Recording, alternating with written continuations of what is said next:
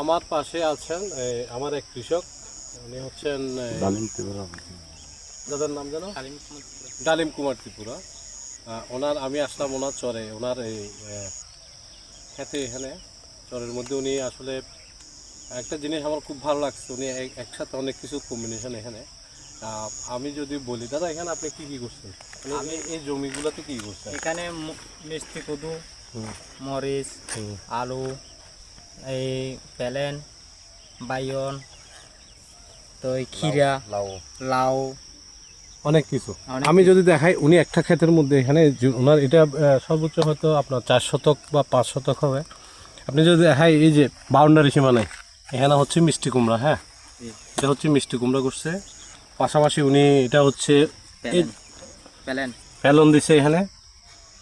তারপর হচ্ছে এখানে আলুর সাথে আমি যদি আরো দেখাই আপনার খিরা মানে শসা বা আমরা অনেকে খিরা এগুলা হচ্ছে এই যে খিরা, শসা। তারপরে এই পাশে আছে আপনার হচ্ছে মিষ্টি কুমড়া, তারপর আছে একসাথে হচ্ছে লাউ। এই যে লাউ ধরছে এখানে, এই যে লাউয়ের কচি এই করা। এরপর আবার ইয়ে আছে তো বাইগন আছে, এখানে আবার আছে কি বেগুন। এই যে যদি দেখাই এই যে বেগুন, এই যে বেগুন 1 ইঞ্চি কোনোখানে খালি নাই। উনি কিন্তু ওনার এই ছোট জায়গার মধ্যে হ্যাঁ টোটালি মানে খালি অংশ রাখে নাই, উনি চেষ্টা করছে মানে সবগুলো আর একটা কম্বিনেশনে এখানে এই বাগান।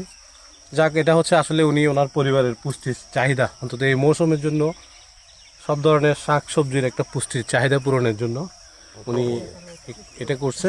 ধন্যবাদ আসলে এই ধরনের কৃষকদেরকে আমরা সবসময় ধন্যবাদ জানাই। তারা নিত্য নতুন ভাবে আধুনিক পদ্ধতিতে চাষাবাদ করতেছে, এক জায়গার মধ্যে অনেক ধরনের শাকসবজি